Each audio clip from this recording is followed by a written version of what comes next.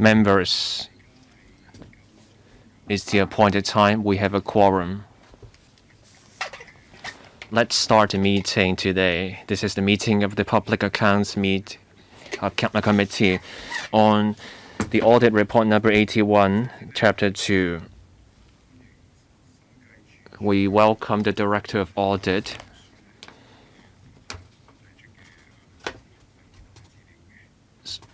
We welcome the report and the papers from the Director of Audit. This is our first public hearing. We do have a protocol for this public hearing so that the bureau involved can also make their case. Before Audit presents the report, members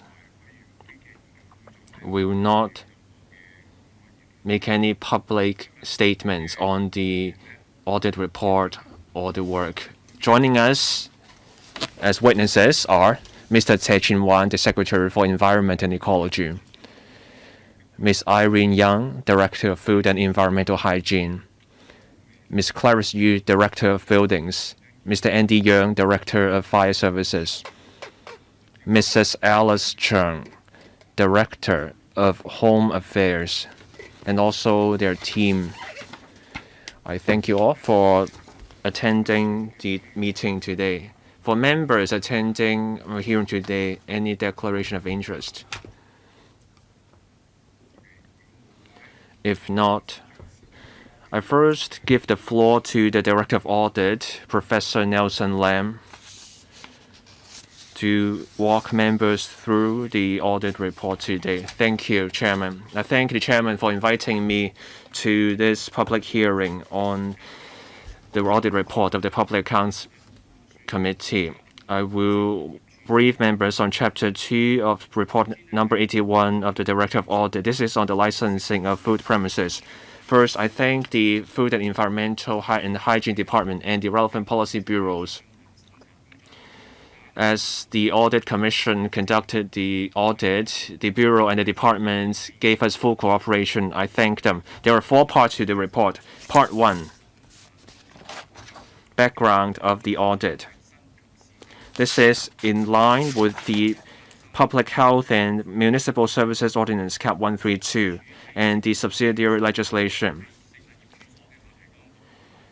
The FEHD is the authority for licensing of food premises. They ensure that the licenses meet the safety and hygiene requirements in law and ensure the premises are fit for running as food premises. This is to ensure public health and food safety.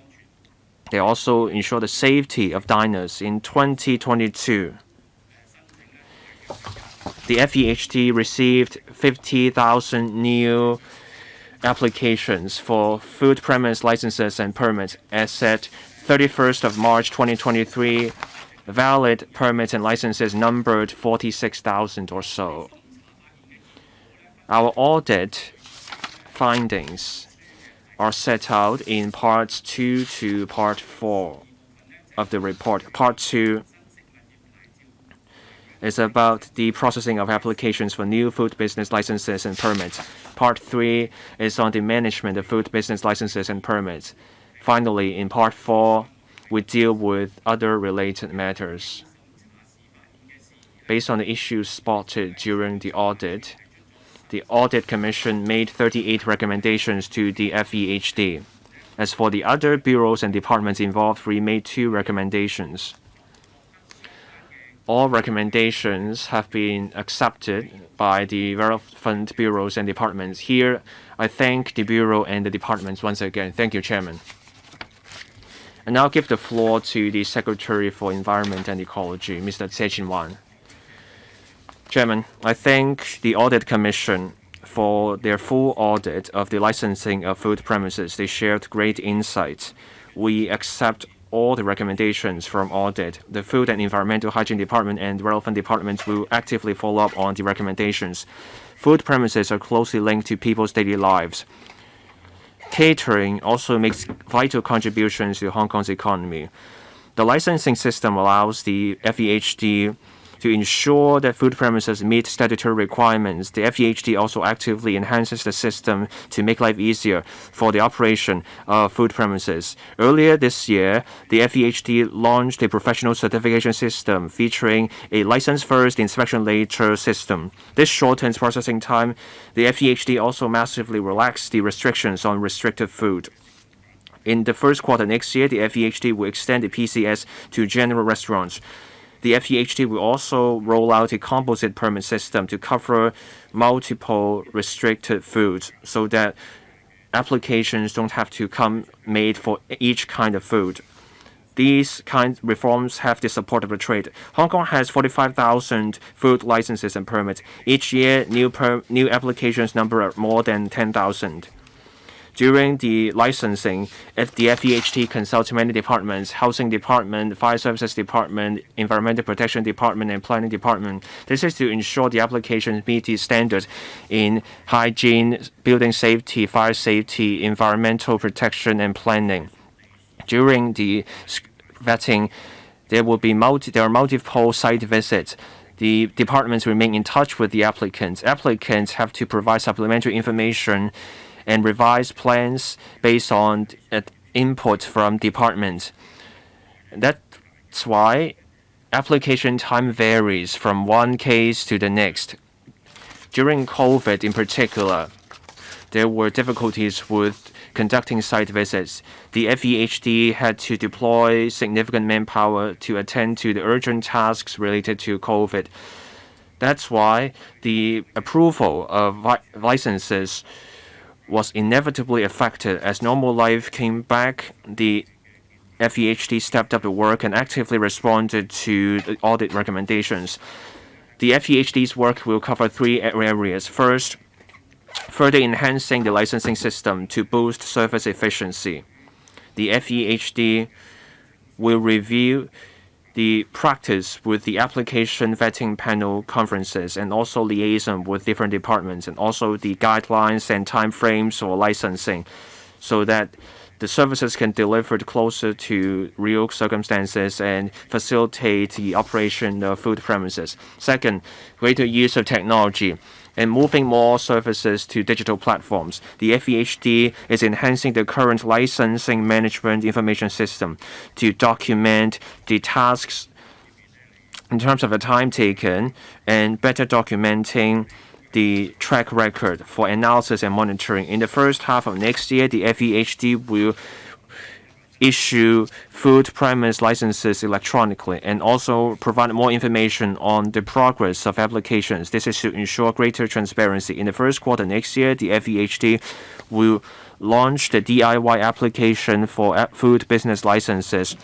This is more about approaching the issue from the user so that applicants get a better sense of the application procedure. The FEHD will also have an electronic referral system to smooth out applications and interdepartmental collaboration. Third, greater training. The FEHD has reminded its staff to follow the guidelines in processing applications and ask for timely reports based on the progress of cases to ensure applications are dealt with on time. The FEHD will seriously follow up on the cases referred to in the audit report. The Environment and Ecology Bureau will continue to monitor the work of the FEHD from the perspective of policy steer and act and support the follow-up action and implementation of audit recommendations to ensure that the licensing system keeps pace with the changing times. My colleagues and I are happy to take questions from members. Thank you, Chairman. Thank you, Mr. Chair. We now open the floor for questions from members. The lead member for this chapter is Ms. Carmen Khan. As always, the lead member has 20 minutes for questions, and then each member gets 15 minutes, questions and answers inclusive. I give the floor to Ms. Carmen Khan. Thank you, Chairman. I thank the officials for joining us at this meeting. The Permanent Secretary for Environment and Ecology, Ms. Vivian Lau, is also here. The audit period was a time when Ms. Vivian Lau was the Director of Food and Environmental Hygiene. So I hope the relevant officials could take the questions. Starting from July 1st, 2022, the FEHD became part of the EEB. The FEHD issues licenses for food premises. It has an environmental hygiene division. It follows CAP 132 and the subsidiary legislation in issuing licenses and pursuing and going ahead with regulation. It's there to protect food safety and safety of diners. This chapter is particularly close to our hearts because, as the opening remarks of the Secretary said, it's close to people's daily lives. It's also about business. Every day in delay means a day in lost business, and workers lost a day of work. So public safety, hygiene are at stake.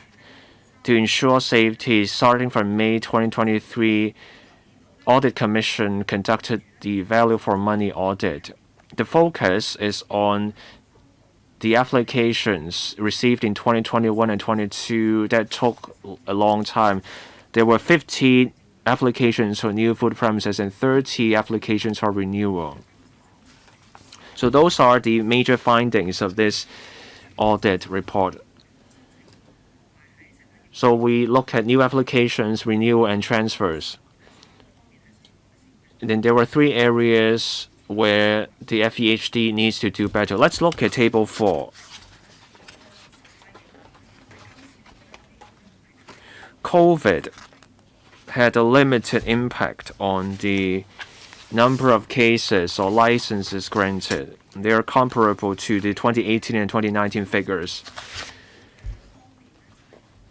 The Public Accounts Committee is concerned about something. The FEHD takes the lead in issuing licenses. The idea is to offer one-stop licenses so that applicants don't have to go to multiple departments. So of particular concern to us is how the FEHD can improve the interdepartmental referral system so that we can have coordination rather than departments passing the buck.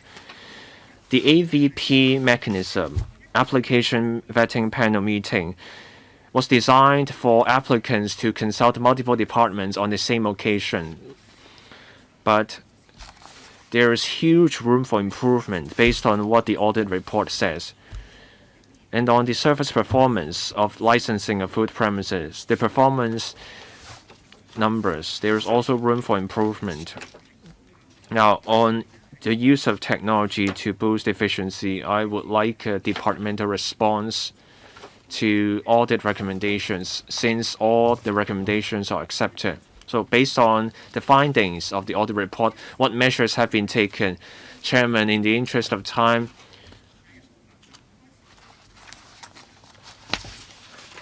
can I raise some questions about Part 1?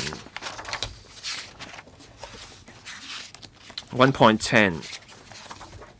Let me start with paragraph 1.10.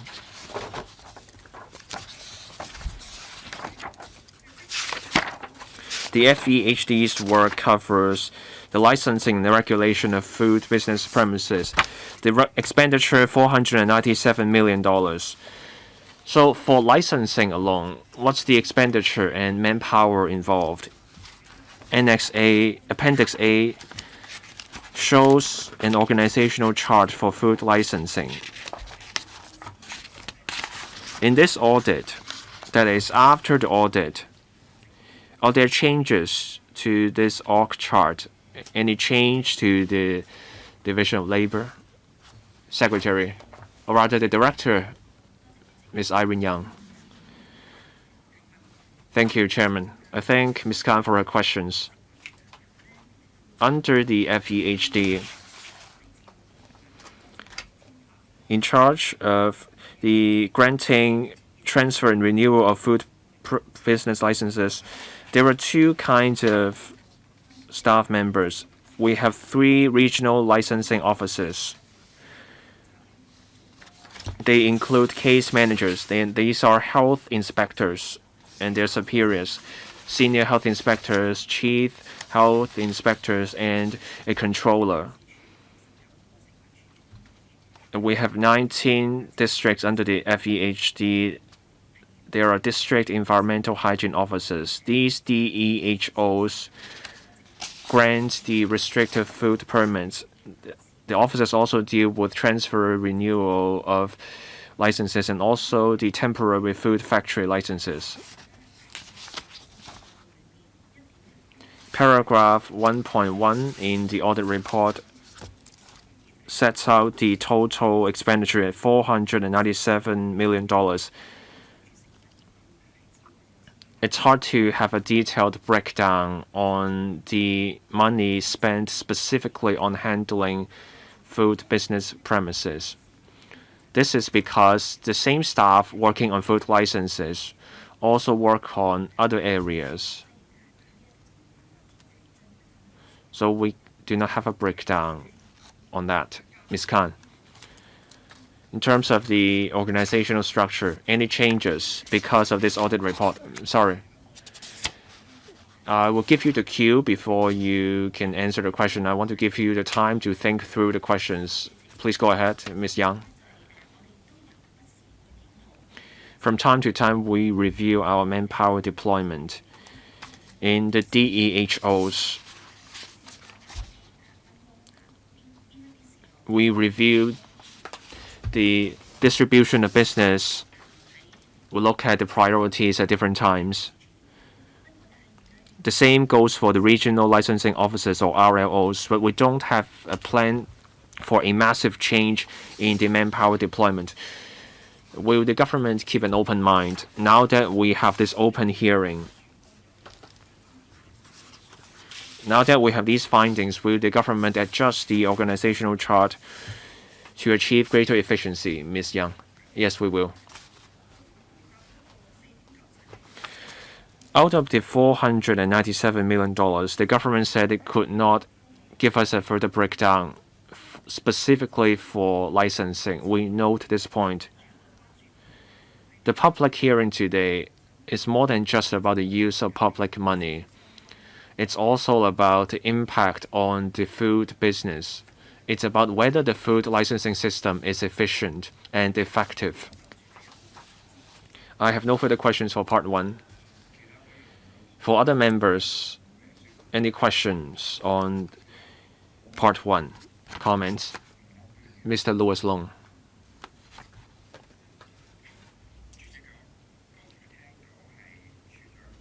Chairman, the director told us there is no further breakdown to the $497 million. I note her point.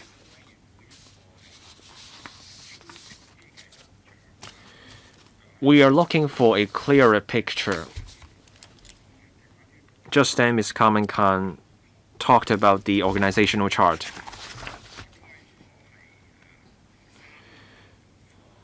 There are 3 operations divisions. One on Hong Kong and Islands, the other on Kowloon, and the third on New Territories, each with an RLO. And then there are 19 DEHOs. In the New Territories, they have 8 DEHOs.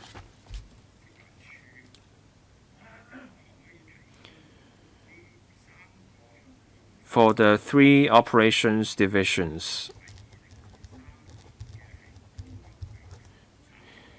can the FEHD give us the establishment and the strength of senior health inspectors and health inspectors at the 19 DEHOs in 2018 and in 2023? Ms. Yang?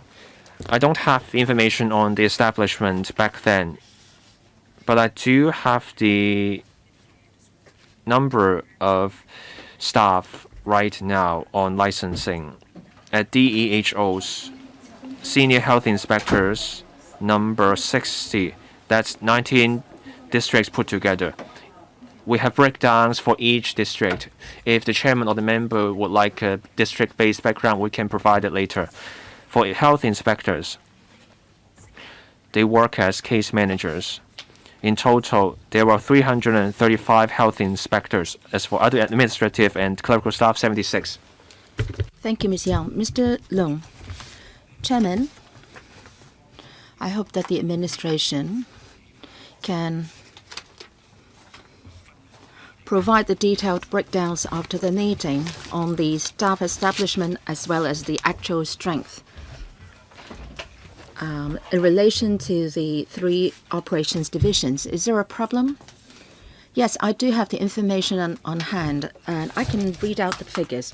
Health inspectors, Eastern District 24, Southern 10, Central and Western 23, Wan Chai 24, Islands 11, Yao Chin Mong, or Yao Chin is different from Mong, Gok. 12, 18 respectively. Shamshipo 21, Kowloon City 24, Wong Tai Sin 21, Kwun Tong 20, Kwai Ching 14, Chin Wan 17, Chin Mun 17, Yuen Long 22, North District 12, Tai Po 12, Sha Tin 20, Sai Kung 13. And then for the senior health inspectors, that is the supervisor of health inspector, Eastern District 4, Southern 2, Central and Western 2, Wan Chai 4, Islands 2, Yao Chim 4, Yao Chim 3, Shamshipo 4, Kowloon City 4, Wong Tai Sin 2, Kwun Tong 4, Kwai Ching 3, Chin Wan 3, Chin Mun 3, Yuen Long 4, North District 2, Tai Po 2, Sha Tin 4, and Sai Kung 2. Thank you. Mr. Leung, Chairman, the director read out the figures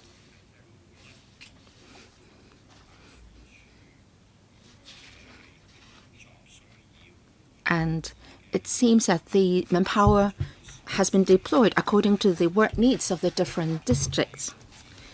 Is this the staff establishment or the actual figures? I can verify that further. To my understanding, these are the actual strengths in the various districts. Thank you. Mr. Leung, I have no further question. Thank you. Mr. Michael Look, thank you, Chairman. Several questions there. First,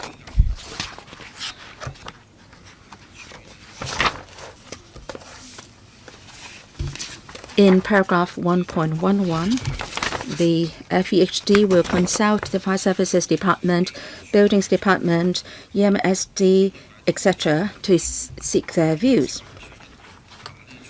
FEHD deals with many cases each year. I believe that the staff in FEHD have a basic understanding of the relevant regulations. Would they come up with a preliminary view of the cases, or will they only consult the relevant departments when they are suspicious of certain things? Does the FHD have their own independent judgment, or will it only refer the more complicated cases to the other departments to seek advice? Second, and on para 1.15, use of IT. Well, that has been a concern by many in recent days. Now, for the licensing management information system, you are allowing for electronic application for licenses. What is the ratio of application via electronic means versus paper application through paper forms? So is electronic application very popular among the applicants? Are the applicants still using the traditional ways of application? If yes, why? How would you do to make more people use the electronic format? And then the regulation. You said that 82 cases or licenses have been revoked in 2022. So is there a prohibition on the licensed parties to apply for a license again once the license has been revoked? So is there a period in which they are prohibited from applying for a license again? Ms. Young, thank you. First, about referral of cases to other departments to seek advice. Generally, Well, when we consider application, we will consider several factors, whether the premises meet with fire safety regulations, whether there are unauthorized building works, and also whether they meet with the leasing conditions, whether they meet with the statutory requirements, fire safety requirements, whether the premises meet with environmental hygiene regulations, and whether the premises have adequate ventilation equipment. So every application has to meet with requirements in those regards. So in processing the applications, the FHD will first vet the plans initially, and if we think that there is no problem, in principle, the information will be passed to the Buildings Department, FSD, and the Planning Department, and other relevant departments or policy bureaus, and as well as our own district environmental hygiene offices. So this is a typical workflow. Second question on the ratio of electronic applications versus traditional applications. Please hang on. Our information shows that for online applications, well, there has been a rising trend in the numbers. In 2018, the figure is 12%, and 2022 is 25%. So that's a figure for application of licenses and permits. And then the figure for transfer of licenses is relatively lower because the process is relatively simple. And in 2022, the figure is only 2%. The third question is about revoked licenses. So when can the parties make an application again? Well, they are prohibited from applying for a license in the same location for 12 months. You mean the same location? What about a shop in the next street? Well, can I ask my colleague to supplement? Who? Mr. Zhang, Assistant Director or Assistant Director? Yes. Yes, thank you, Chairman. On regulation of food premises, and Mr. Long also asked this question. On food businesses, we are regulating them basically based on the food business regulations. If we have taken our prosecution and the party has been convicted, there is a mechanism whereby a demerits system will be implemented. If the points demerits are 15 in 1 year, then we will revoke the license or suspend the license for 7 days. So that means in those 7 days, their license will be suspended. And if they are again prosecuted and convicted within 12 months and the points demerited or deducted is 15 again, then their license will be revoked for 14 days. And if that happens again, we would altogether revoke the license. That means the shop cannot operate in the future again. So there are two different mechanisms for suspending or revoking the license. If a party is applying for a provisional license, and if the license has been revoked, the licensee or the party cannot apply for a license again in the same location or premises. Thank you. Mr. Look, about the use of IoT, I think the 25% figures on the low side is even less than 1/3. So how can we call ourselves a smart city?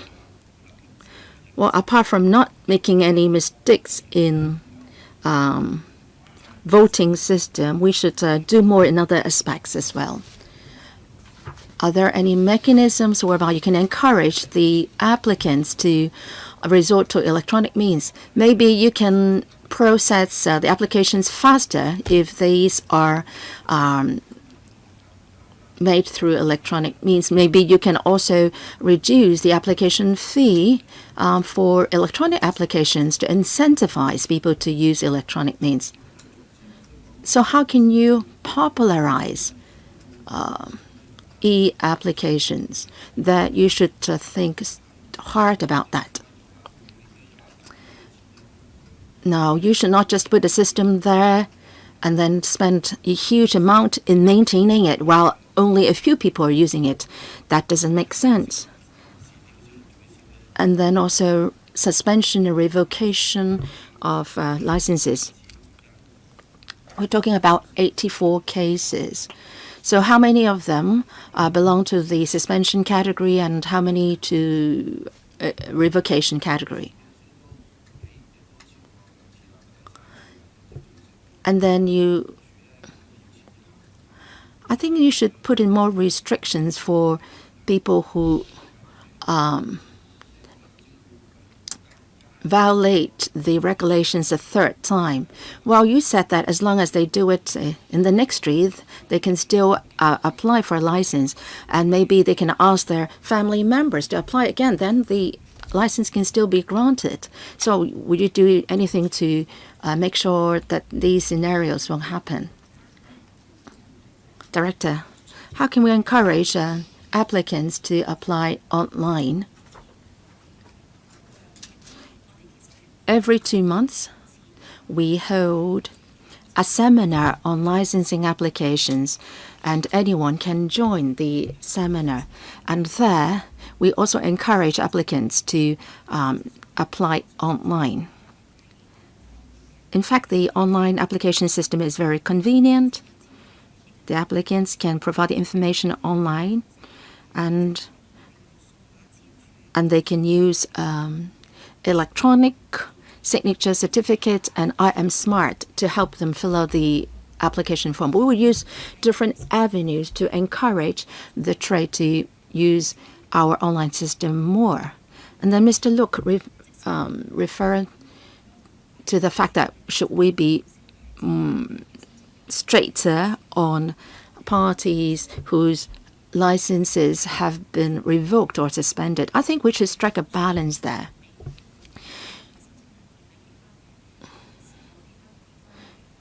Should we give a chance to people who are ready to make remedies?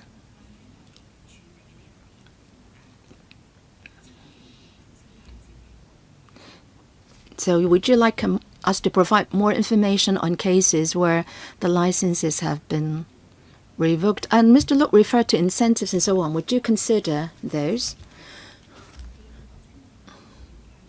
Maybe we can further talk to the sector to understand why they're not so interested in using our online application system.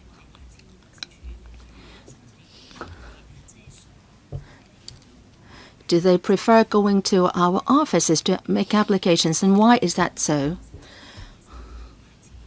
I understand that actually the applicants don't actually go to the offices themselves in person to the office. They will engage some agents to do so, and maybe these agents have several applications to make.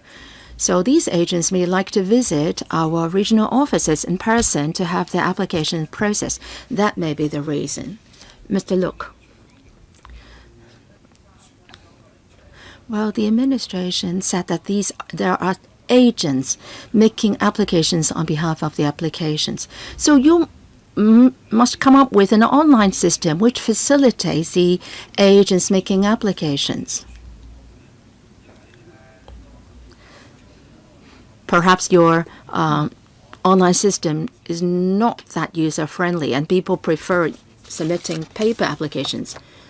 Or maybe the case is that the agents are not familiar with the online system and they just resort to their traditional ways and means. So I hope that the administration can talk to the agents to ascertain how the online system can be further improved. Maybe you can set a KPI with some target, say, well, at least half of the applications should be made online. So we should do everything to achieve the goal of making our government an e-government. Director, you said that you will hold a seminar once every 2 months. For the past 3 seminars, what is the attendance rate?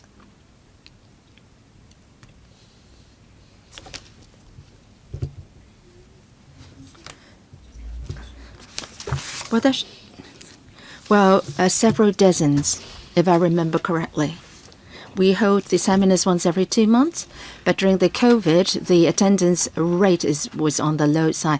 Maybe I can supplement the figures later on.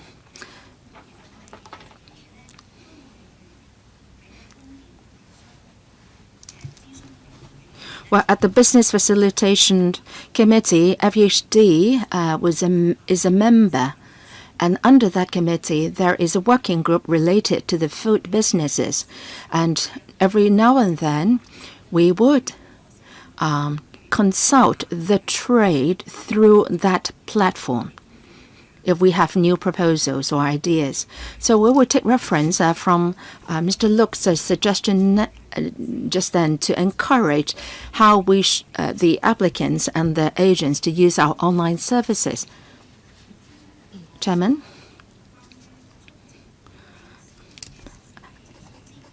Well, attendance at the seminars, the total attendance in 2023, there were 3 seminars up to June. Total attendance is some 200. On average, 67 persons per seminar. Why did I raise that question? Well, it's good that you hold seminars. That's a platform for people to understand the application procedures. But there are so many applications each year. Well, compared to the number of attendees, there is a big difference. And you said that the applicants count on the agents to make the applications. So that means the applicants don't have to understand the online application procedures because they are relying on the agents or consultants. And for members of the public, they would not attend the seminars because they are not an applicant. So Mr. Look raises an important point, and that is, how would you encourage the agents or the consultants to make online applications? You should actually think straight on coming up with incentives or ways to encourage the consultants to make online applications. Maybe you should mandate the agents to attend the seminar before they can make an application.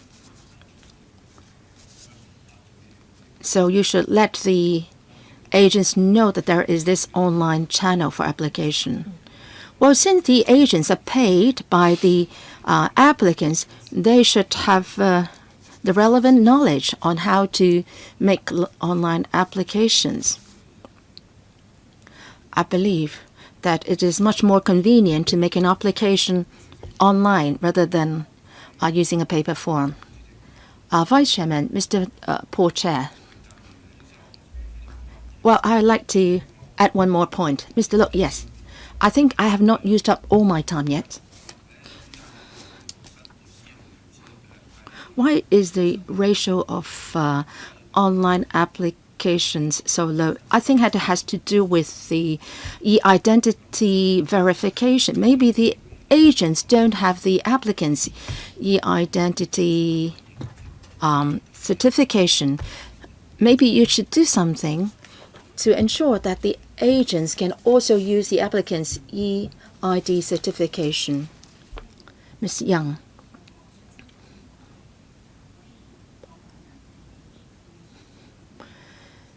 You referred to the fact that the agents may not opt for online applications, and you asked us to consider ways to encourage them to or mandate them to use the online applications. Actually, agents are very familiar with the application procedures. You are right in pointing that out.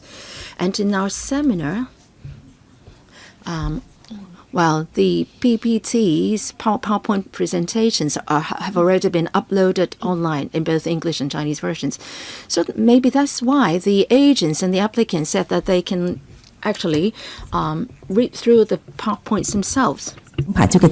We try to streamline our procedures and to make it easier to understand. In the first quarter of next year, we are also going to roll out the DIY in online application. We are going to provide information or guidelines so that users will find it easier to understand the application procedures. Therefore, SMEs can also apply themselves without having to seek the assistance of agents. And this explains why the attendees of our seminar are few. Mr. Look asked another question. Well, I just asked about whether there is an issue of e-verification, and as such, agents find it easier to just use the paper version of the application.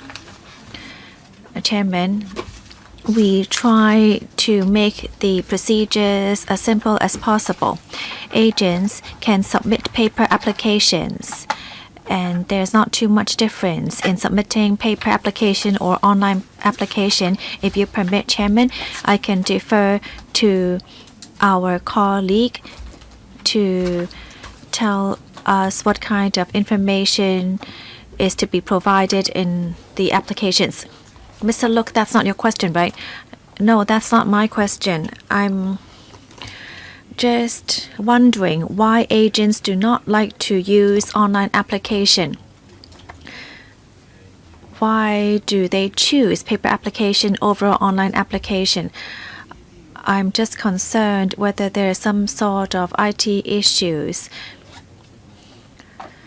And so agents prefer to use the paper application. Well, yes, he's asking about the e-verification. Would the agents find it difficult to do? It shouldn't be like this in our design. But if you permit, Chairman, I could ask my colleague to further explain whether there is a need for e-verification. Well, you just need to tell me whether there is a need. You don't need to go into the details. Do you need e-verification? Well, for using I Am Smart, you would need it. Are there other platforms other than the I Am Smart? Ms. Chow, would you like to take this question? Thank you, Chairman. Thank you, Mr. Look, for your question. As the director said, when we fill in the online application, we try to convenient applicants, and therefore they can use I Am Smart. As long as they're registered on I Am Smart, then the personal information of the applicant will go directly onto the application. Thank you. Mr. Look. Well, it might be the problem of I Am Smart. Well, it's quite convenient to use I Am Smart if it's for personal use. But then for business applications, it might be more challenging. Could there actually be online application without using I Am Smart? Ms. Chow, thank you for your question. The information on the application must be personal information of the applicant, and therefore at the moment, applicants can only use I Am Smart, or they will have to fill it in themselves. Well, all right. I think I have identified the problem, why people choose not to use the online application. Oh, Ms. Chow, I'd like to follow up a bit. The applicant, through I Am Smart, can apply personally, but then the director said that you can actually use the services of an agent, but then how would an agent use I Am Smart to apply? Well, thank you for your question. On our online application, as this is an online application, the applicant, when using the online application, can fill it in themselves. But for some applicants, they would just submit their personal information to the agent or the consultant for the consultant to fill in. But then on the online application, for applicants who fill it in directly, they can choose to use IM Smart to transfer the personal information directly to the online application. So there are actually 3 ways to fill in the online application. First of all, the applicant can fill in information online or to use IM Smart. So this is for direct application by the applicant. And then the applicant can also provide the personal information to agents for the agents to fill in the application. So that is up to them to decide. Mr. Lok. Well, so this is a problem. Well, thank you for clarifying. We really must come up with ways to promote online application. When you hold seminars, you just talk about the same thing every time. I suggest you maybe provide a video clip to teach people how to apply online.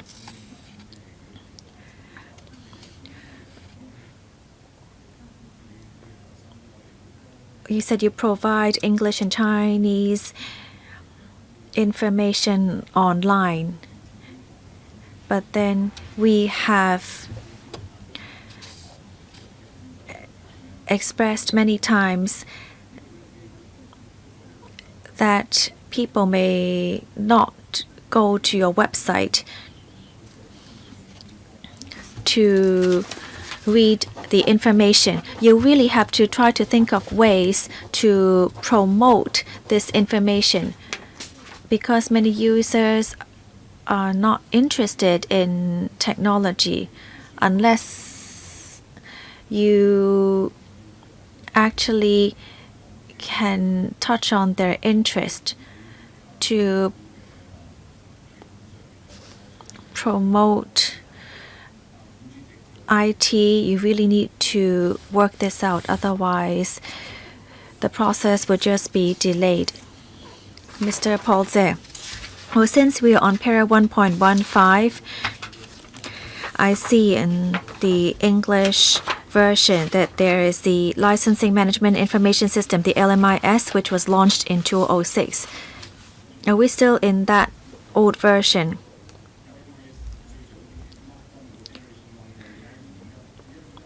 In Para 1.15 bracket A, you said that the LMIS was launched in 2006. Was it a bit more ancient with just only filling in application online? But then in Roman numeral 1, we see that a version 2 was rolled out in May 2023. This is quite in line with what we are doing right now. And then in 2025, you suggested an LMIS3 would be rolled out. Is that true? Yes, actually it is quite an appropriate time when we rolled out LMIS2. We are happy to launch this system this year. It is very helpful because back when we used LMIS 1, although when we're able to collect data and view the case studies, it's basically all inputted manually. So it's just like how we input information on Excel or file. It's quite time consuming and not quite high tech. But then LMIS2 is different. It mainly deals with new applications. And actually, it can manage the operation efficiency. So when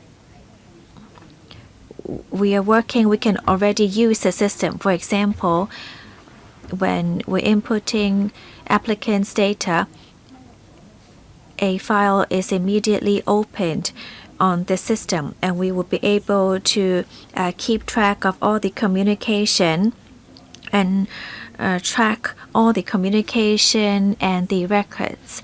There would also be a notification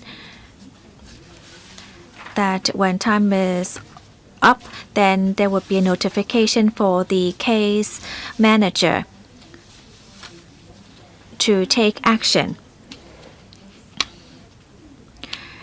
And when the deadline has passed without having taken any action, then a notification would be sent to the supervisor.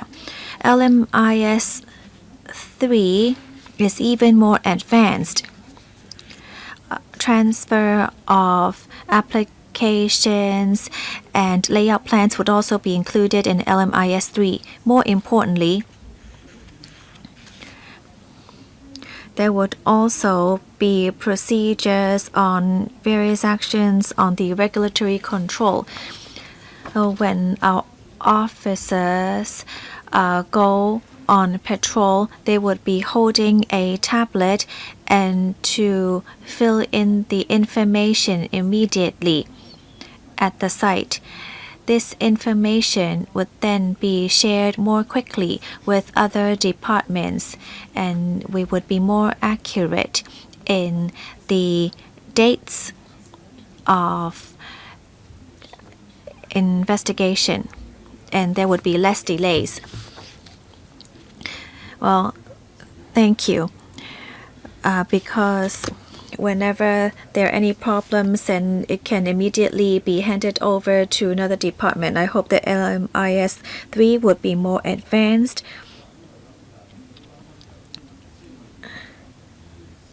Strictly speaking, it's not really agent helping out with applications, but then their operations kind of support the FEHD in handling applications. Do you have a rough estimate of the percentage of applications handled by agents? Chairman, I don't have a number, about 60 to 7% according to my colleague, Mr. Zhang. Oh, the number is slightly increasing along the years. Sometimes it's over 80%. Well, that's quite a high number. I'm not trying to speak for them or to restrict their work. But then is it faster to seek the assistance of agents? Is it much faster than doing the application personally?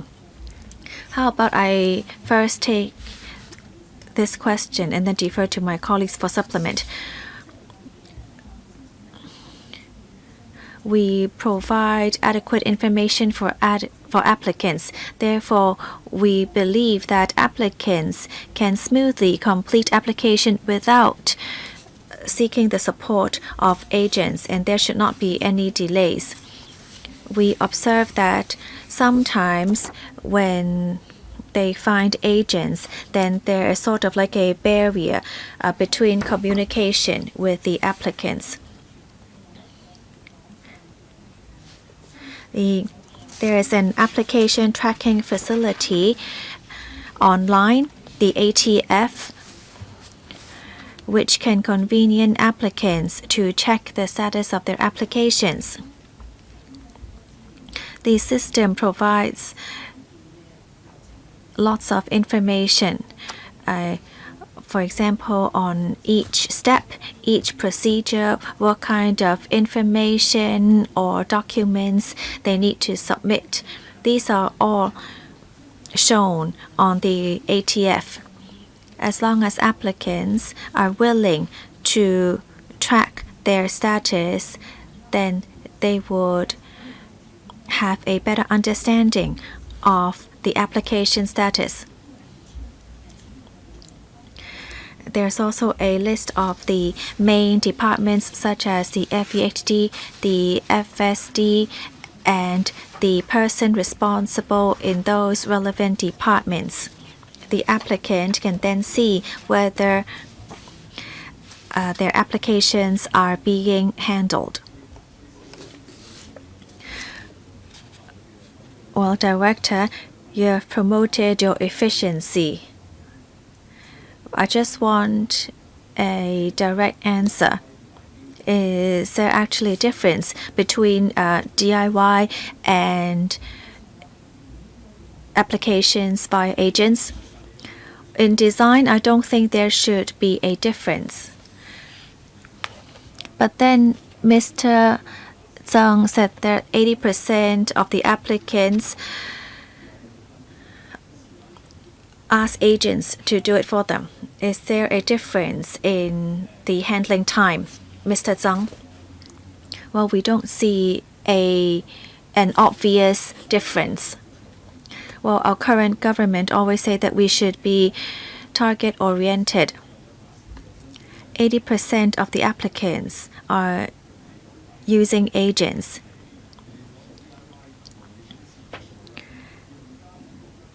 This shows that users do not find it friendly, and so they would rather find someone to help them.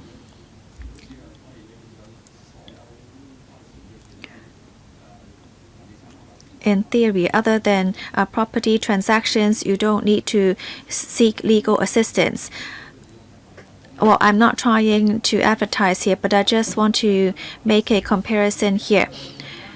If 80% of the applicants go through agents, then there must be something you must take note of. You need to understand the reasons behind them. Should you make it more convenient for applicants so that they would apply directly themselves?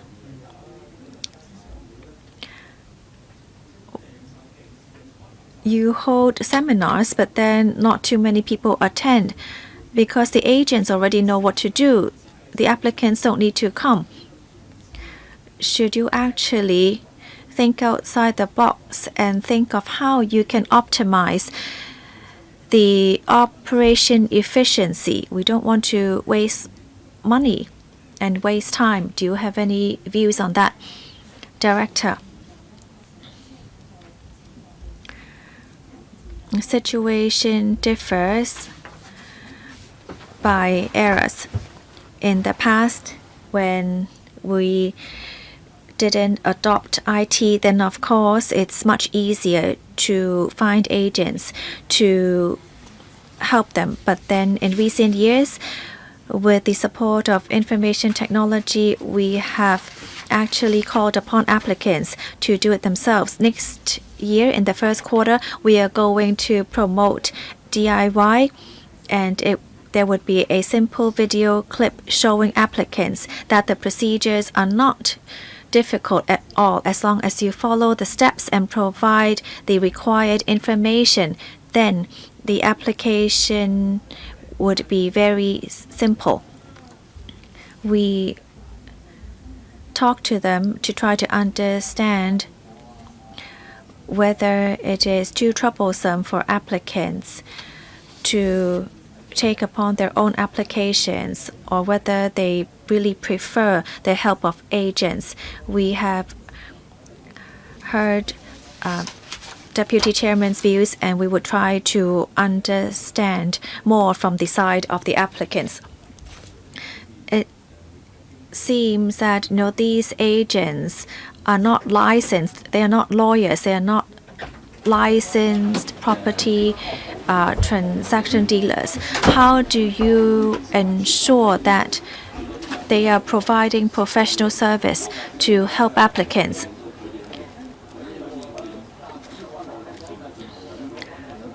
Well, I think all procedures are improving.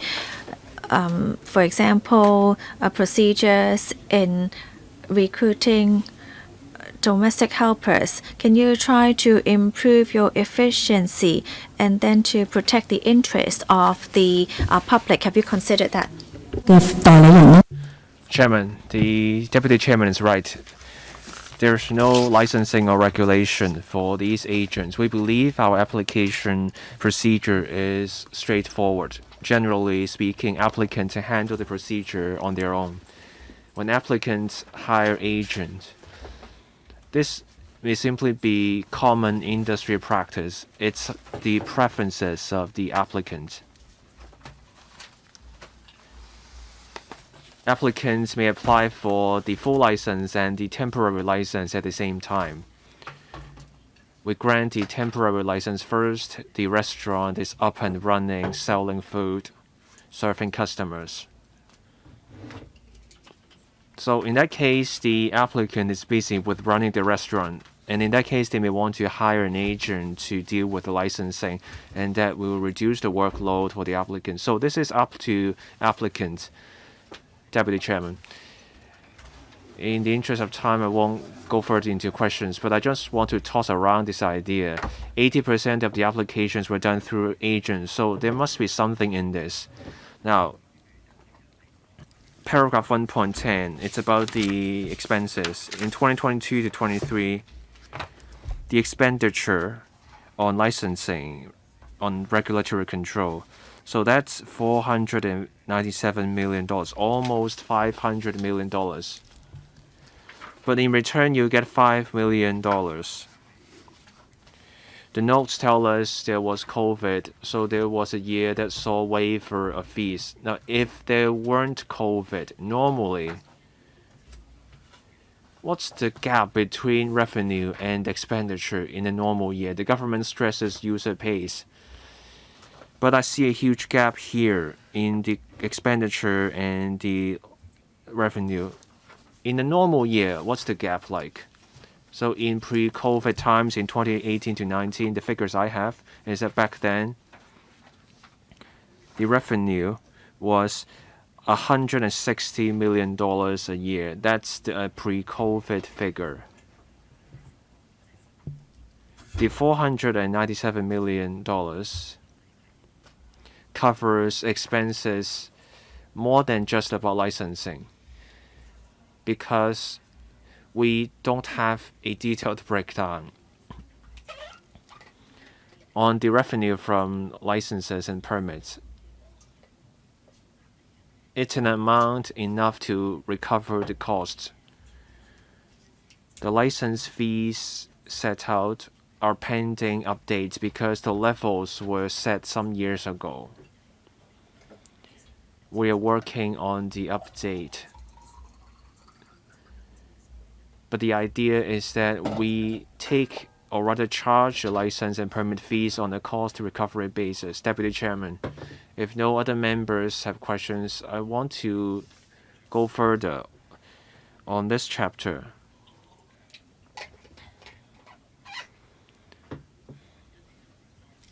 Starting from paragraph 1.11, the organizational chart. Ms. Carmen Khan touched on this part. There's a headquarters division, and then you have the regional offices, and then you have your frontline offices, or rather district. There are 3 levels in the structure. Why have these regional licensing offices? On the front line, you have district environmental hygiene offices anyway. Why have this structure? Director, we have had this structure in place for many years. The headquarters division performs its functions. It keeps an eye on the overall situation. It offers coordination. It reviews systems. So that's what the headquarters division does. Now, there are 3 RLOs. They deal with applications for new licenses. I get your point. I want to get to the question since I don't have much time left. Why not streamline this? The headquarters division looks at policies. But then between the headquarters division and the DHOs, you have an intermediary level.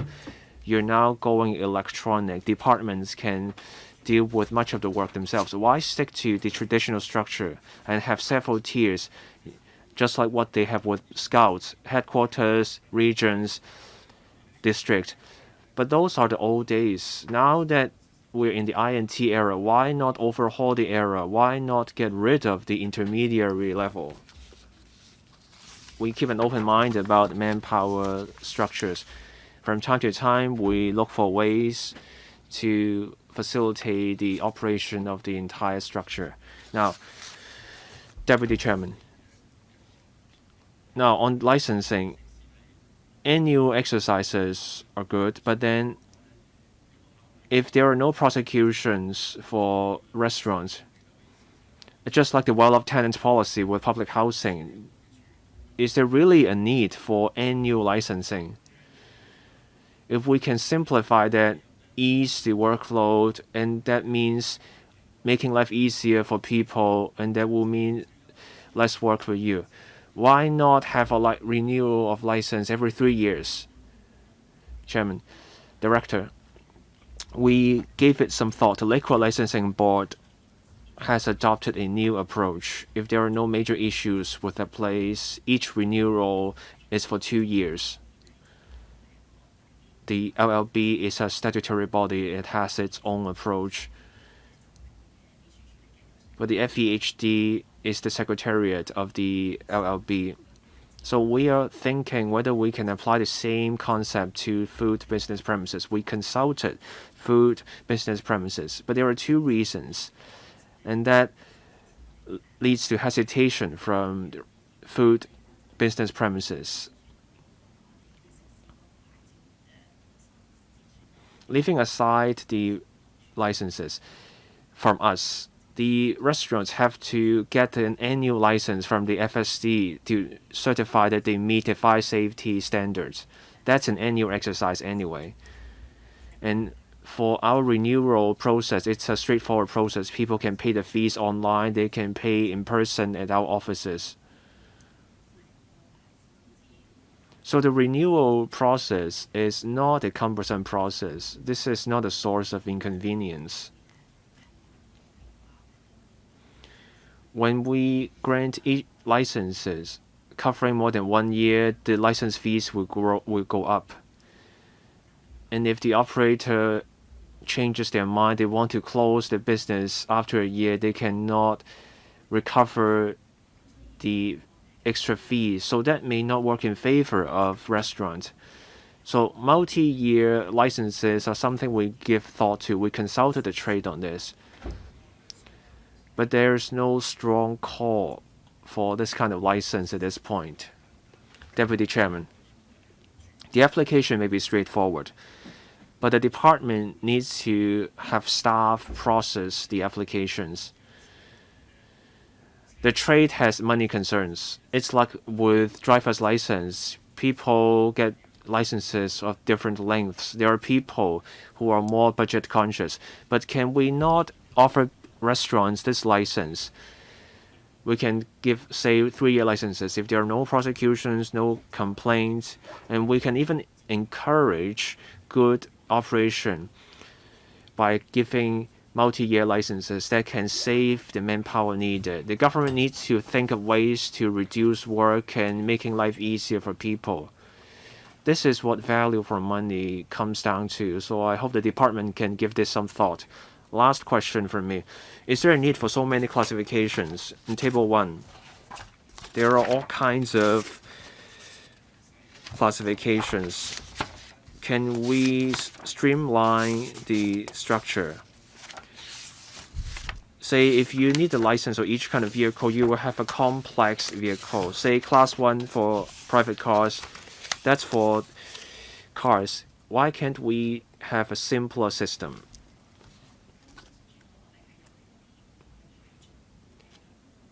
But these different kinds of licenses have been in place for many years.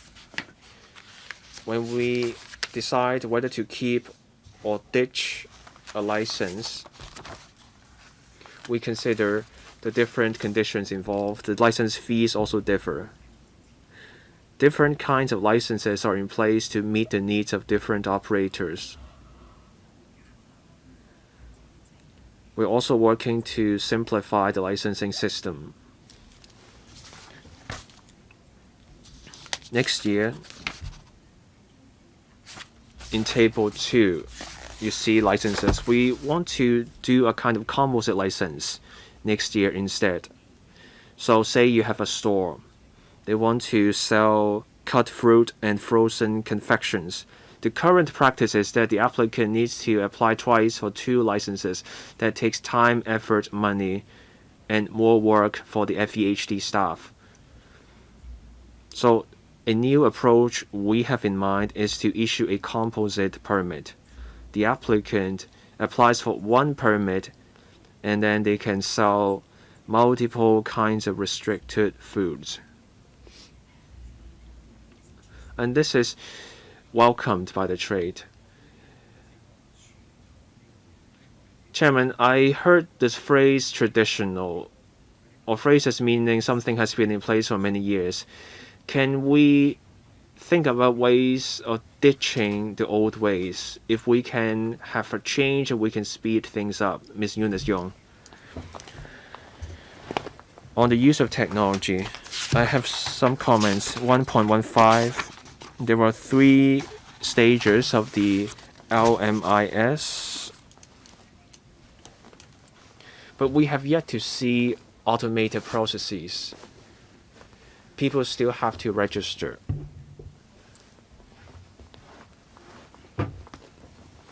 Say you have a fire safety issue and then home affairs issue, buildings issue.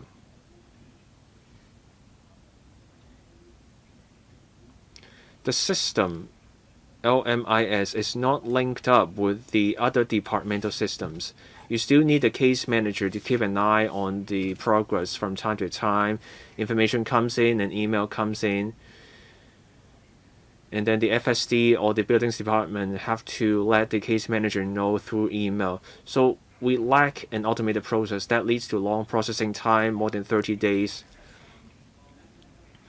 LMIS 3 will come out in 2025, and even then we won't see automation. That system will simply allow for the documentation of inspections for risk management. To shorten processing time, the INT system falls short. The department is still sticking to old ways. The system is there for you to record information. And that's the issue. Does the FEHD have kiosks for people? Say have 5 or 6 kiosks for self-service. Many users are agents. Just then a member asked a question, why agents are so sought after? Agents help out with licensing. They also help out with renovation, interior design, ventilation, fire services, one-stop service. When so many applicants turn to agents, and if you can have a system that can facilitate the application covering fire safety, ventilation, layout plans, then more people will use the FEHD system. There's little incentive for people to use the electronic system. Why not have kiosks? Return the agents to the kiosks, and then you can save the manual input. That can help ease the pressure on manpower, and this will save time. So even after the department accepts audit recommendations, I don't see anything about using technology. The department is still stuck in the age of Excel spreadsheets. So I hope with this audit report, the department can be more proactive about using technology instead of just using a technology for enforcement and management. I think here the department is falling short. This launch should have been done in 2023. Why not launch a new system now? We see attempts to use technology, but that's going too slow. In 2025, we still don't have automation. It's still about managing the workflow. Say you assign a number of cases to case managers, and that's what the system will do. That's not good enough. Let's make good use of the system to sort things out. Let's have automation. You can even have the system do the work of a case manager. I would like a response. Director. On the system, LMIS2 came out in May 2023. This system took years in preparation before the launch. There were automated features with the system. So it's not like you need manual input for everything and you just view the information. So for LMIS2, it's about workflow management in managing cases. So correspondence, submission of documents, approval, reminders of deadlines, alerts, all these features are in LMIS2. We also have an interdepartmental electronic referral mechanism. With that system,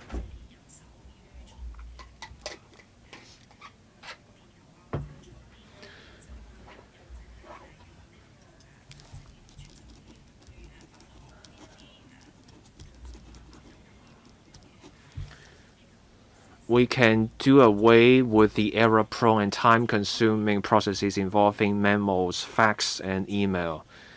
With the electronic referral system, departments can share details of case applications, and then they can exchange views on each application. The electronic referral mechanism, or rather system, we have linked up the system with the independent checking unit of the Housing Bureau and the Buildings Department. This system has been in use since May. In the days to come, we will work with the FSD, Lands Department, and Planning Department on using this electronic platform. That way, multiple departments can handle applications on the same electronic platform. Chairman, we see attempts at interdepartmental collaboration. To save time, we need to remove the need of manual input. Say for case managers, an alert comes out, the FSD is involved because the ventilation system is off. The case manager has to talk to the applicant or the applicant's agent. Is this part automated? So for the FSD, when we have a new system, can the FSD let the applicant know quickly, or does this have to go through the FEHD's case manager? Automation means you can skip the case manager. The FSD can let the applicant know directly. Or say something's off with the layout plan, the BD lets the applicant know directly. How can we streamline the process further to save time? I don't know how your system works, but the idea is this. Say at the Home Affairs Department, there's an alert, the case manager sees something is outstanding, so the case manager talks to the applicant. This process takes time. First, the applicant gets information in, the FEHD deals with the application. Afterwards, the case goes to different departments for input. So each department has to confirm something checks out, ventilation checked out, and then everything checks out, the issuance of the license. After all boxes are ticked, different departments have their own way of talking to other departments. There are now ways to do away with fax and email. Still, you need people to do the work. So can we have an automated system so that we can even skip the case manager? We don't need someone to receive the information and pass on the information. You can automate that away. Director, let me supplement. This is a two-way system.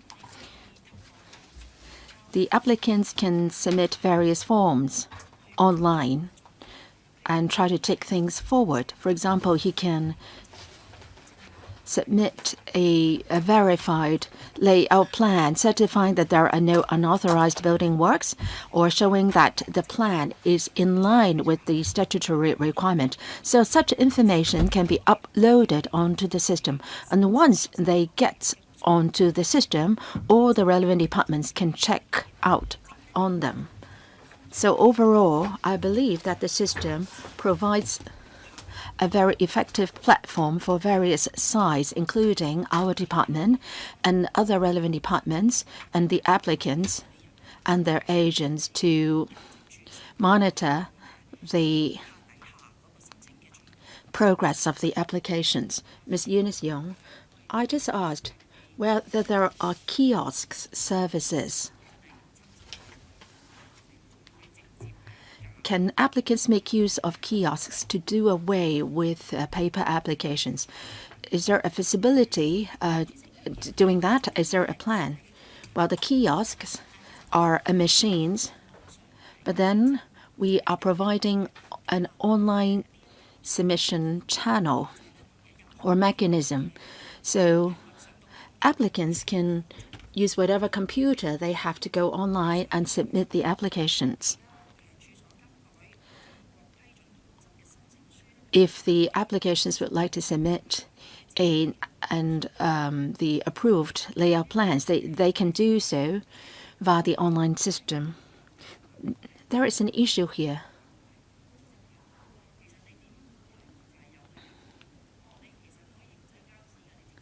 How would you encourage people to use online system through deploying a kiosks? Well, on the mainland, we see, say, kiosks being placed in the office, and then a staff will be there at the kiosk to help the applicants fill out the application online. That would encourage people to make online applications. Why doesn't the department put 2 kiosks in the office for people to use? Is there any problem using that? We would consider all suggestions. We would further consider your suggestion on how to encourage people to make online applications. Ms. Yong? Well, please appreciate our concern. Why doesn't the government, do more to encourage one-stop service? We know that we have I Am Smart, but if we can do more, that would be better. If the applicant comes to the office and you help them with the online application, then they know how to do it and they would do it further in the future. So you try to drive behavioral change among the applicants. I hope that the government can put more thoughts to it. Applicants are found to be reluctant in using online forms because you refuse to put kiosks there. Well, that's how we popularized I Am Smart. We put several kiosks to help people do things online. So there is a process, and we should train the members of the public up.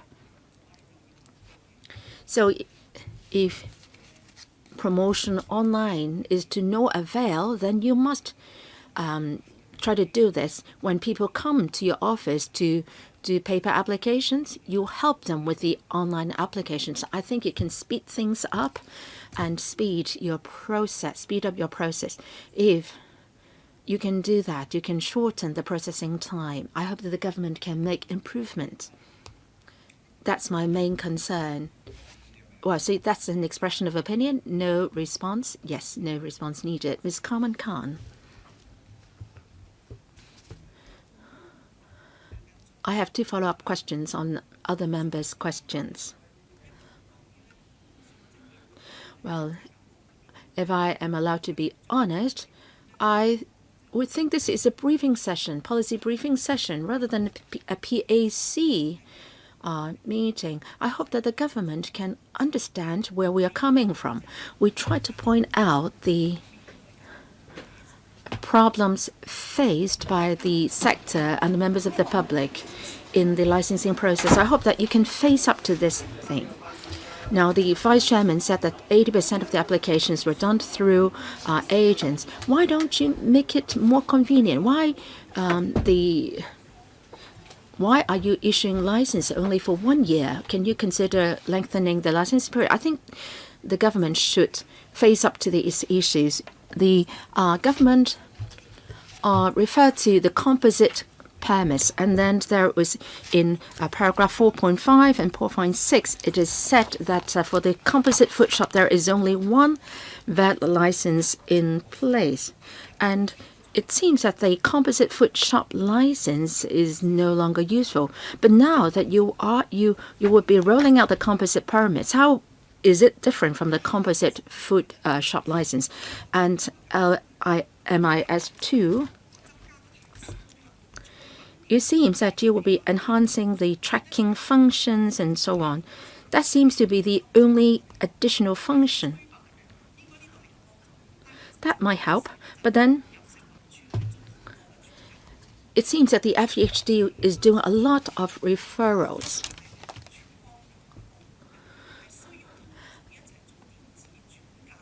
And the relevant departments and policy bureaus will have to cross-refer applications again.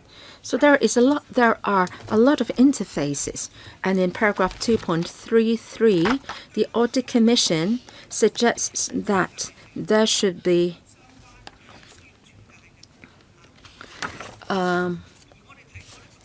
more referral cases which should be expedited. And it seems that only the FEHD and the FSD have good interfaces. But then the DSD, EMSD, DSE said that it will consider doing something more. And then the EMSD said that, the FEHD has not invited them to do connections. The Audit Commission has spent some effort to approach the different departments to ascertain whether they have been connected to the system of the FHD. Now, the predicament is that the system is not very transparent, and the Audit Commission told us that for the other departments there is no electronic referral. Well, that is something related to Part 2. But anyway, I'm pointing this out first, and we can go into detail when we come to Part 2. Now, first question, how is composite permit different from composite food shop license? Well, Director, these are two distinct things. Composite food shop license, it was launched in August 2010. In the 5 years before 2010, we consulted the trade 4 times.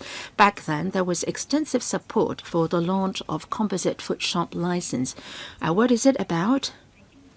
So it gives greater flexibility for the licensee, and they can produce and sell a number of simple or ready-to-food eat which do not involve complicated food preparation processes. For example, coffee, tea, frozen confections for consumption outside the licensed premises. After that was launched, there were quite a number of applications received, around 40 in total. Right now, there is only one valid licensee. That's true. The license is not there to replace the existing licenses. It's just an additional option. And if applicants think that the composite food license gives them more benefits or advantages, and we welcome them to make an application. Now, as for composite permits, well, that's related to permits on restricted food. This would be a new initiative.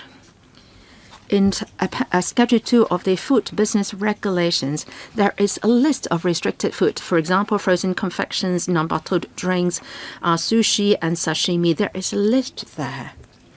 And like I explained, for every type of food, if it is being sold in online or in a physical store, and a separate permit is needed for each type of food. Now, after hearing the trade's view, we plan in the next year launch a composite permit covering different types of restricted food. We believe that this will be popular among the trade because they don't have to make repeated or multiple applications, and that can save our manpower as well. The information shows that some 2,000 licensees now hold more than one permit on restricted food, and we envisage that they can benefit from this new initiative. Ms. Khan, I hope that the trade understand more about the composite permit and also the professional certification system. There are going to be breakthroughs in those regards. So that's all from me for Part 1 introduction. Okay, if there is no further question, let's move on to Part 2. Ms. Carmen Khan, thanks.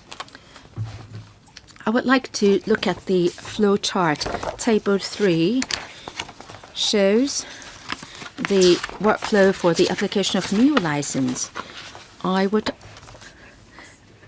is a flow chart, but there is no time limit or time frame set. So can the administration tell us the time required for each step?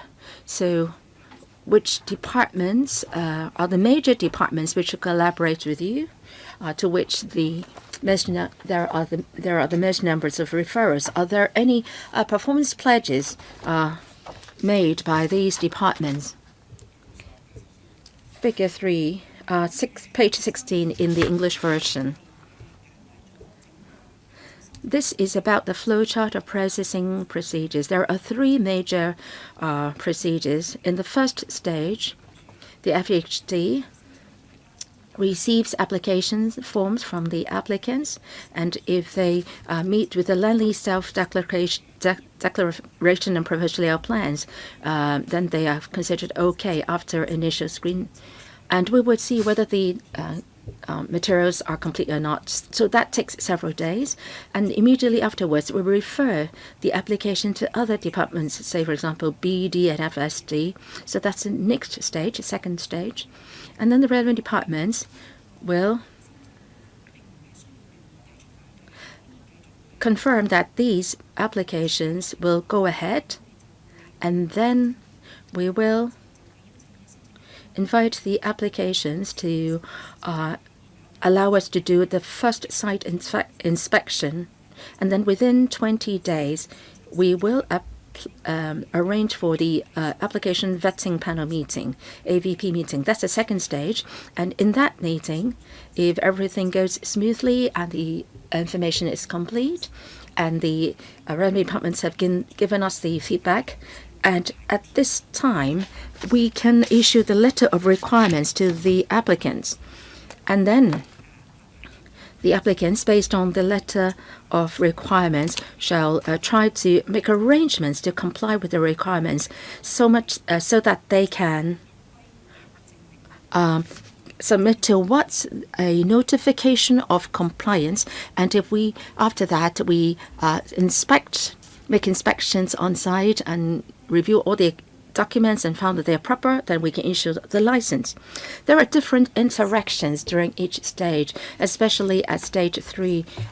That is after we have issued the letter of requirements. From that moment onwards to the time when we receive from the applicants the notification of a compliance, during that period, a lot of interactions are happening, a lot of correspondences are being exchanged, and submission of information, further information may also be required. So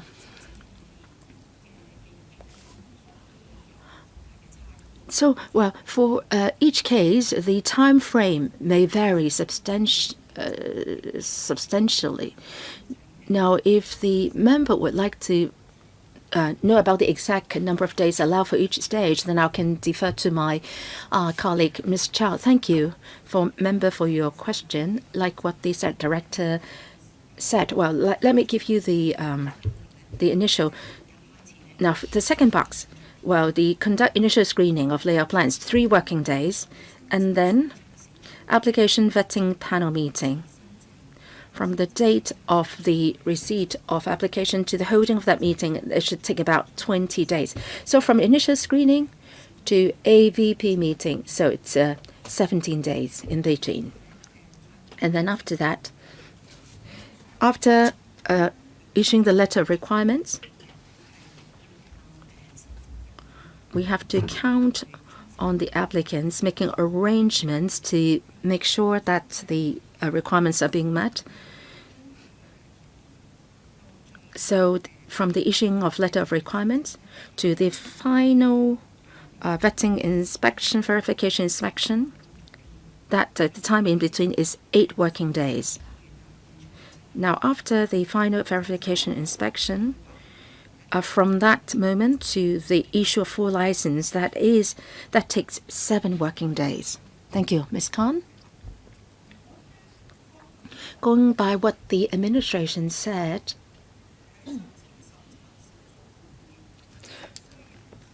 so the AVP meeting will be held within 20 days of the receipt of application. That means will the well, in paragraph 213A,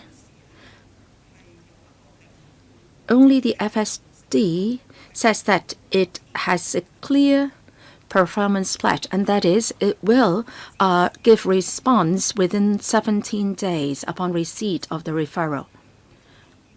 The FSD says that the FHD may not give them 17 working days before the AVP meeting is held. Well, the FSD's performance pledge is clear, 17 working days. It's like what Ms. Chow said.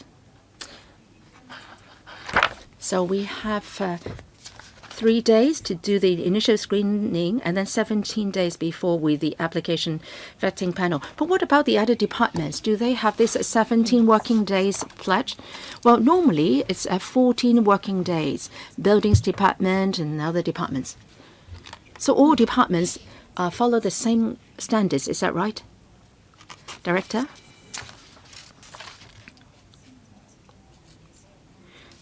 We would like very much that at the AVP meeting, we would issue the licensing conditions to the applicant. So before that day, we would like to receive comments from the different departments first.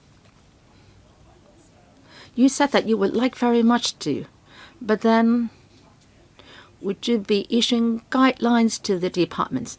Give them clear guidelines to make sure that they have clear undertaking. Well, let's take a look at Table 5. Table 5 is on page 20 of the English version. 2.9. The FEHD has stipulated in its guidelines, the referral memorandum, the time frames for RLOs for referring the applications to other relevant bureaus and departments. So that is a time frame for there. And then note 17, in preparing this report, FEHD informed Audit that the disclosure of some of the time frames relating to the processing of food business license applications might have adverse implications to the delivery of FEHD's services.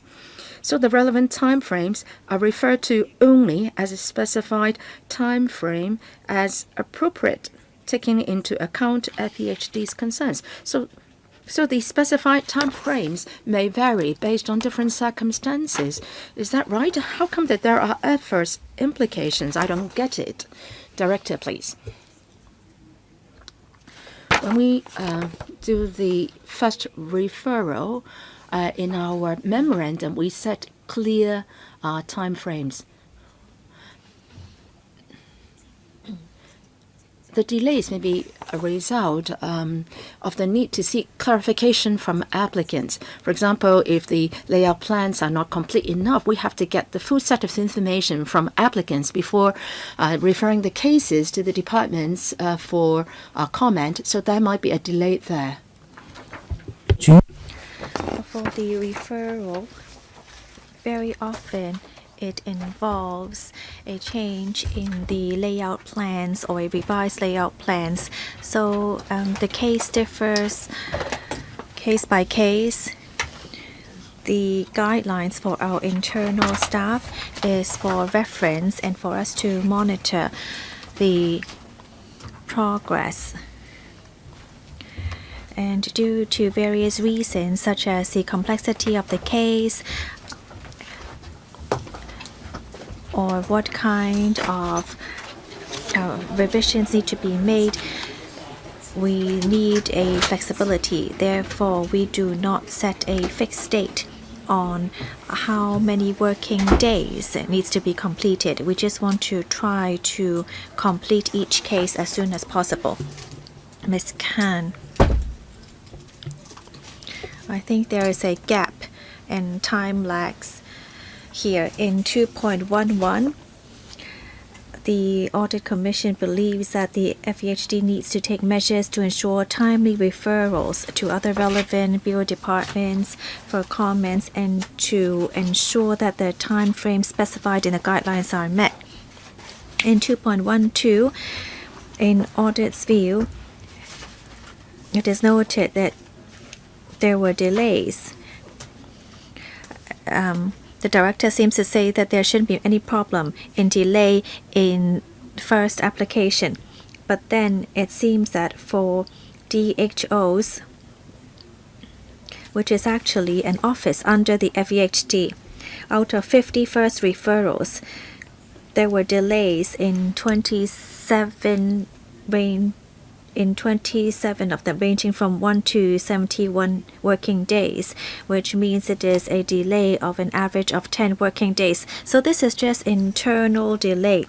And for first referrals to other relevant bureaus and departments, there were delays in 28 of the 89 referrals for restaurant licenses and 15 of the 43 referrals for non-restaurant licenses. The longest one is 128 working days. So do you have any explanation for that? Director.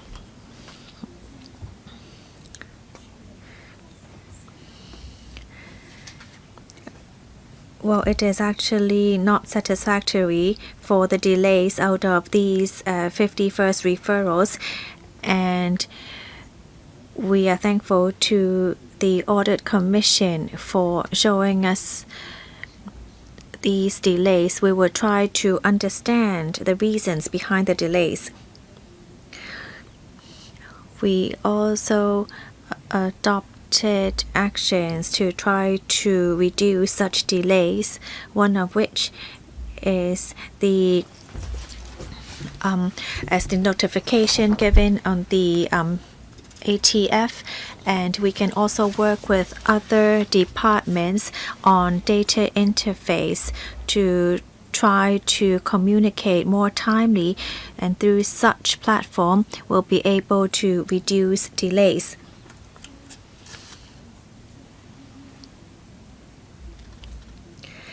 Well, these all happened between 2011 and 2022, and out of the 10,000 applications we receive each year, it's 50 applications out of the total number, and we know that it's unsatisfactory.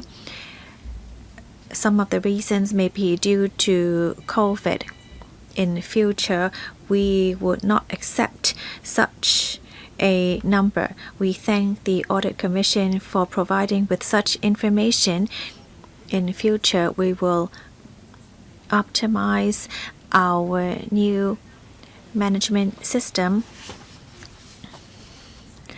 and remind our officers to ensure their work is completed within the time frame. Thank you, Ms. Khan. In note 17, it is stated that the disclosure of some of the time frames might have adverse implications to the delivery of FEHD services. Since the buildings department and other bureaus are here, can you also tell us more about what you would do when you receive referrals from the FEHD?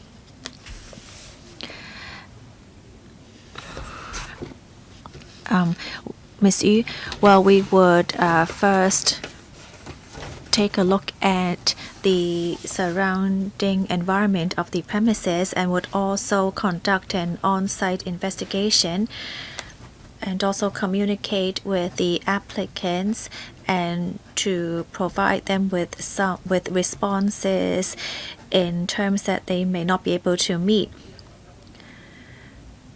During this period, we would also handle revised layout plans, and then we would provide a safety declaration to the FEHD.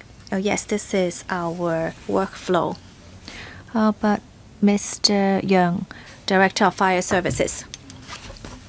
When we receive such applications, within 14 days, we would conduct an investigation on site, mainly to look at whether the premises are suitable, because some premises, such as industrial buildings, may not be suitable for handling food. We would also see whether there are any dangerous goods warehouse nearby.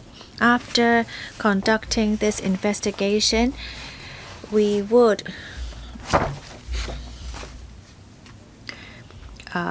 provide a list for the applicant and the FEHD on the fire services requirements within 17 days, and then it will be upon them to complete the requirements. And after they tell us that the requirements have been met within 7 days, we would then make sure that the fire safety installations requirements are met.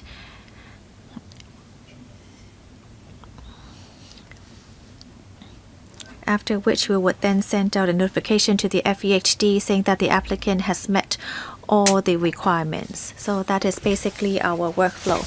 Thank you. Ms. Khan. The director has not yet answered about my question on note 17.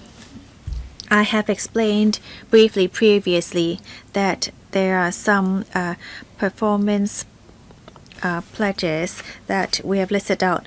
For example, on some of the 4 that are listed out on our websites, because actually the workflow involves many different kinds of work procedures, and actually the time frames are mainly for reference for internal staff and for us to monitor the progress.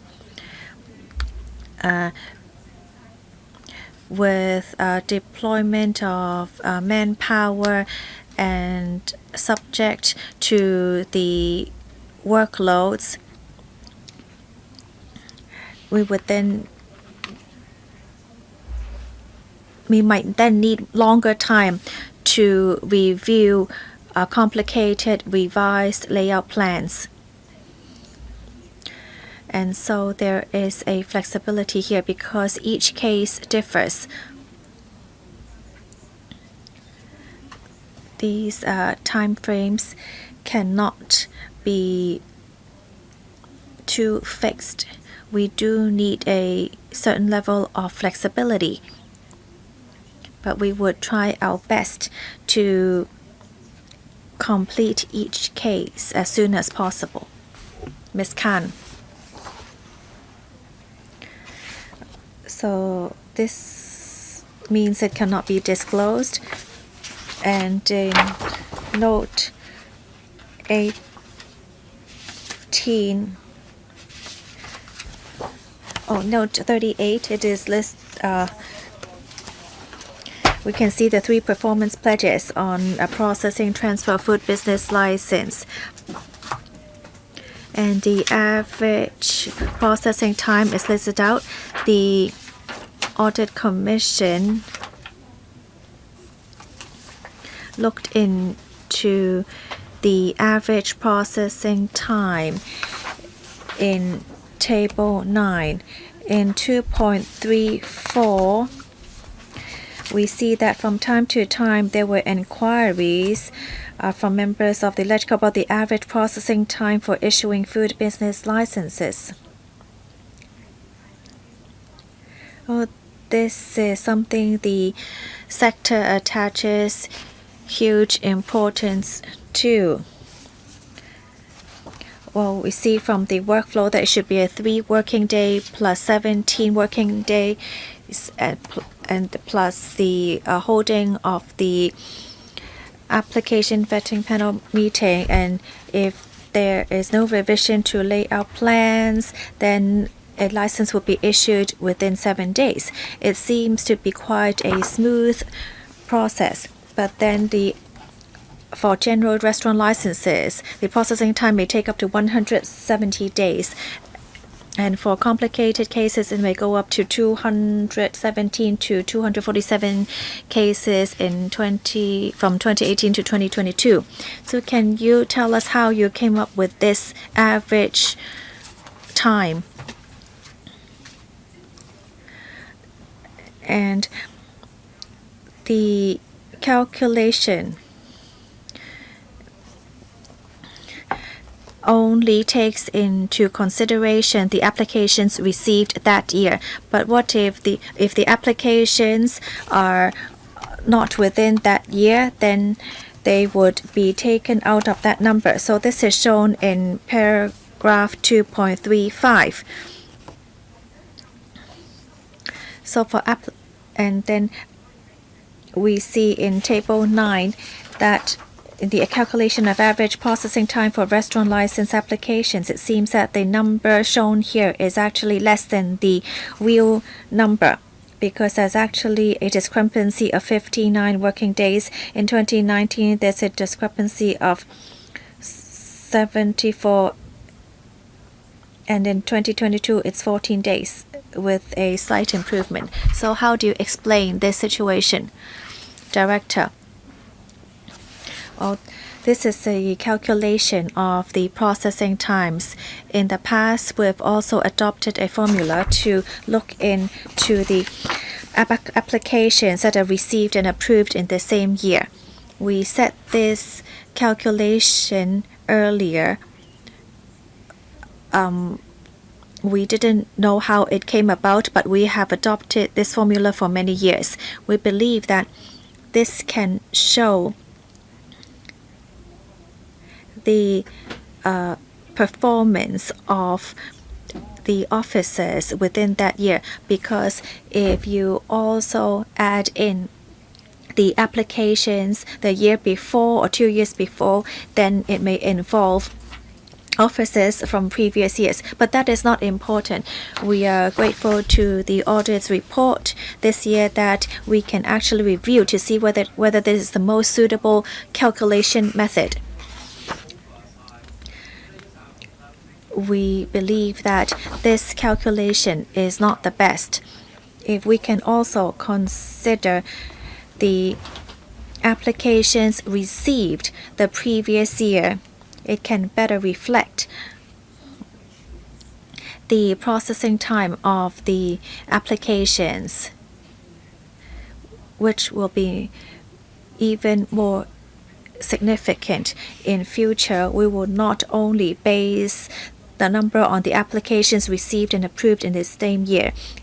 Instead, to also consider the applications received the previous year to come up with the processing time. But then we may not then use the average processing times, because some cases may be quite extreme. We may just take the median. In concept, we accept the audit's recommendations. In Table 9, I would see the number. For example, for issuing full restaurant licenses in B, we can better see whether there is any improvement along the years. And in para 2.36 bracket A, you would see that for the average processing time with such a calculation shows a decreasing trend from 229 working days in 2018 to 187 working days in 2022. It can better reflect the application processing time. Thank you. Ms. Kan. I'd like to point out this only reflects that you can improve the actual number, but it doesn't mean that there's an improvement in the total number of working days, because it has always been within 170 to 173 working days to process a restaurant license application.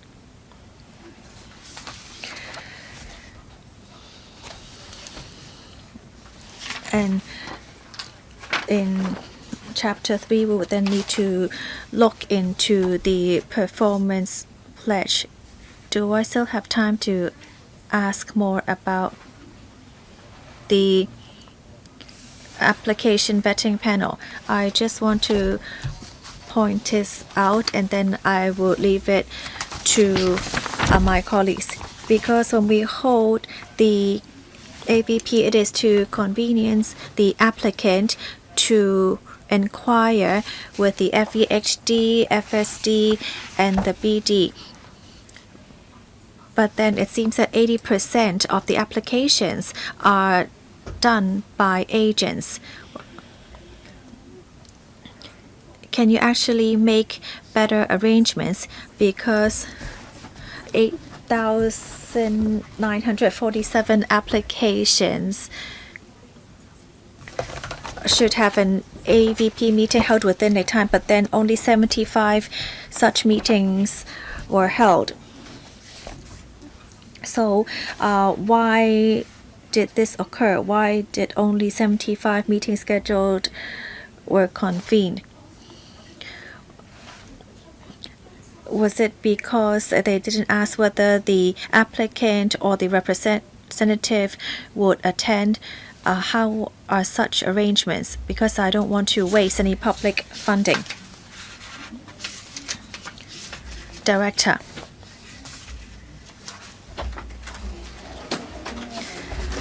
Many years ago, when we kicked off the AVP meetings, the applicants were not able to find a lot of information. They wouldn't be browsing the internet for information, and so more people would attend the AVP meetings. But with easier access to information, many applicants do not believe it necessary to attend the AVP meetings. Many of the basic licensing requirements can be found online. We also provide contact information for case managers. And through these different channels, including on-site investigations, the applicants or the representative can then communicate with our colleagues, and there is no need to attend the AVP meeting. But your question is very reasonable.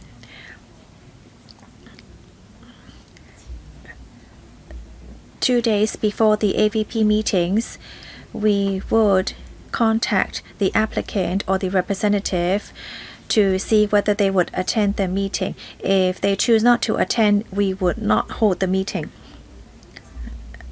And considering that some applicants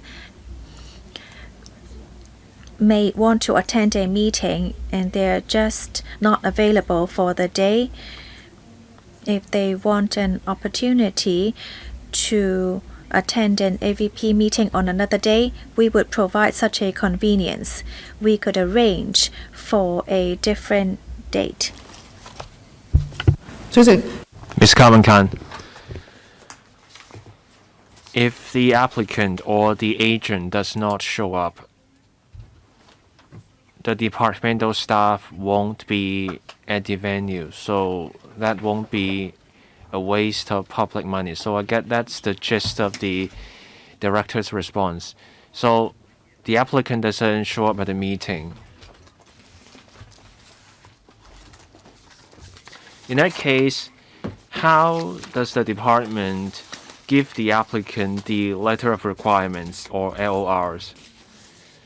Director, we send the letter to the address of the applicant. On our online platform, there is also a record. You can look up the record. Ms. Carmen Khan. Paragraph 2.18a. In the FEHD's response to audit, the denominator is the 8,945 meetings. The FEHD takes issue with this denominator. The FEHD counter proposes using 777 days, meeting days, as the denominator. So when you take that as a denominator and you look at the convened meetings, the attendance is 6.2%. Why haggle over this number? It's a minimal difference. Director, we're not trying to haggle with the audit commission on which approach is better. We're just saying we have a different approach in arriving at this percentage. So that's the case. Ms. Carmen Khan, I will stop here. Thank you, Chairman. Members, we started at 9 a.m. It's almost 2 hours. We have started part 2. So let's take a 10-minute break for you to handle personal matters in the meantime. Let's pick up at 11:15 and then we will resume the hearing. Thank you.